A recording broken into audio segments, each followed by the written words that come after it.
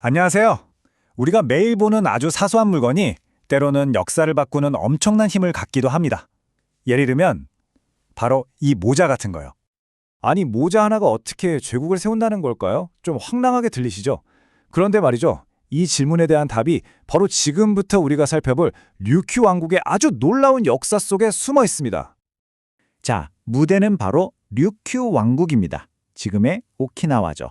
이 나라는 여러 섬으로 이루어져 있었는데요. 그래서 아주 강력한 지방 세력들, 그러니까 호족들이 곳곳에 흩어져 있었어요. 이들을 어떻게 하나로 묶어서 안정적인 나라를 만드느냐, 이게 당시 왕국의 가장 큰 숙제였던 겁니다. 군대를 동원해서 힘으로 누를 수도 있었겠지만 그대 능사는 아니었죠. 그럼 어떻게 군사력 없이 이 막강한 호족들을 통제하고 왕의 권위를 딱 세울 수 있을까? 이게 바로 당시 쇼신왕이 풀어야 했던 정말 거대한 퍼즐이었던 셈입니다.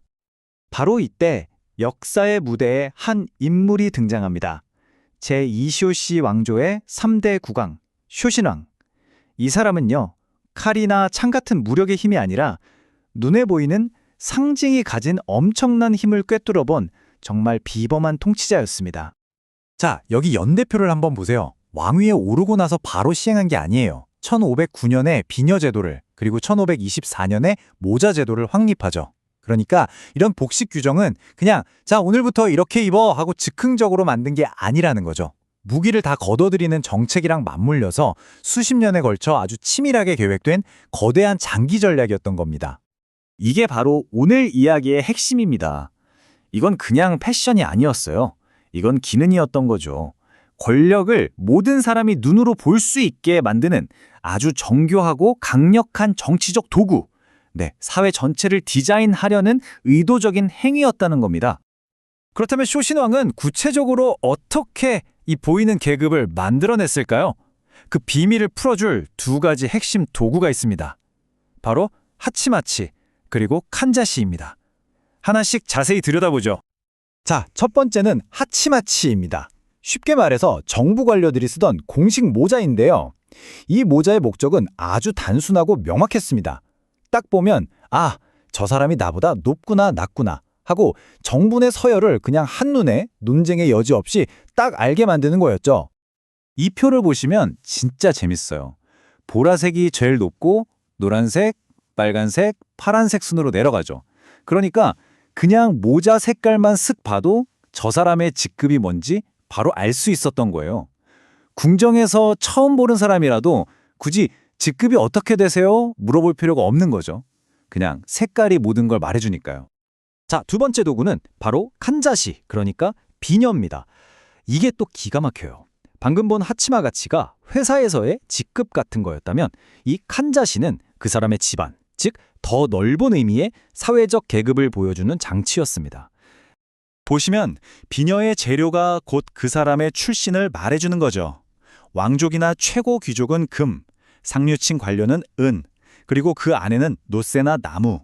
이렇게 재료만으로 신분이 딱 나뉘는 겁니다. 이걸로 지위를 나타내는 완벽한 시각적 언어가 완성된 거죠. 자, 한번 정리해볼까요? 하치마치, 즉 모자는 그 사람의 직업, 그러니까 정부에서의 직급을 보여주는 거고요. 칸자시, 비녀는 그 사람의 가문, 즉 사회적 계급을 보여주는 겁니다. 이걸 요즘식으로 비유하면 목에 건 사원증과 손목에 찬 명품 시계가 합쳐진 느낌이랄까요?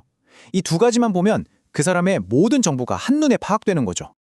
그럼 이 모자와 비녀, 이 두 가지 시스템이 딱 결합되면서 얼마나 강력하고 또 누구도 벗어날 수 없는 사회 구조가 만들어졌는지 한번 살펴보겠습니다. 류큐의 사회는 보시는 것처럼 아주 명확한 피라미드 구조였어요. 맨 위에는 왕족인 우둔이 있고 그 아래로 세습 귀족 툰치, 일반 사족 계급인 패친순이었죠. 그리고 각 계층은 딱 정해진 모자 색깔과 비녀 재료의 조합으로 명확하게 구분이 됐습니다. 심지어 평민들은요, 아예 공식 하치마치를 쓸 자격조차 없었습니다. 이 시스템이 가져온 효과는 정말 엄청났습니다.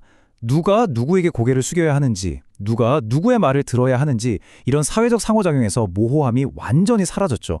무엇보다 무서운 건 사람들이 매일, 매 순간 자기 머리 위에 있는 모자와 비녀를 보면서 자기 위치를 스스로 되새기게 만들었다는 겁니다. 이게 바로 보이는 권력이 가진 진짜 힘이었어요. 자, 이렇게 정교하게 설계된 시스템, 과연 쇼신왕의 이 비전은 얼마나 오랫동안 유지됐을까요? 그 놀라운 결과와 유산에 대해 한번 이야기해보죠. 다시 한번 강조하지만 이건 그냥 류큐 사람들은 특이한 모자를 썼네 하고 넘어갈 문화적 특징이 아니에요. 이건 왕국의 안정을 지키는 핵심적인 요소였고 국가를 경영하는 아주 중요한 통치 기술의 초석이었던 겁니다. 그래서 얼마나 갔냐고요? 그 결과는 자그마치 400년입니다. 400년! 모자와 비녀라는 이 단순한 도구로 만들어진 사회 질서가 무려 4세기 동안이나 류큐 왕국을 안정적으로 떠받치는 기둥 역할을 한 겁니다. 정말 놀랍지 않나요? 근데 여기서 끝이 아니었어요. 시간이 흘러서 1689년에는 계도좌라는 기관까지 만들어서 아예 가문의 족보를 공식적으로 기록하고 관리하기 시작합니다. 즉, 눈에 보이던 이 시스템을 이제는 법과 문서로 아예 못을 박아버린 거죠. 훨씬 더 견고하고 영구적인 제도가 된 겁니다. 결국 이 한마디로 모든 게 요약될 수 있을 것 같습니다. 왕국의 권력은 책 속에 숨겨진 법이 아니라 사람들 머리 위에 그대로 쓰여 있었다. 류키에서 권력과 질서는 어려운 법전 속에 있는 게 아니었던 거죠. 그냥 매일 아침 일어나서 머리에 쓰고 꽂는 아주 구체적인 현실 그 자체였습니다. 자, 이 류큐의 이야기는 결국 우리에게 질문을 던집니다. 그렇다면 오늘날 우리는 어떤가? 류큐의 모자와 비녀처럼 지금 여러분의 지위와 소속을 드러내는 상징은 뭔가요? 어쩌면 우리가 무심코 입는 옷, 타는 차, 사용하는 스마트폰 같은 것들이 400년 전 류큐의 그 모자보다 더 강력한 보이지 않는 규칙으로 우리를 올가매고 있는 건 아닐까요?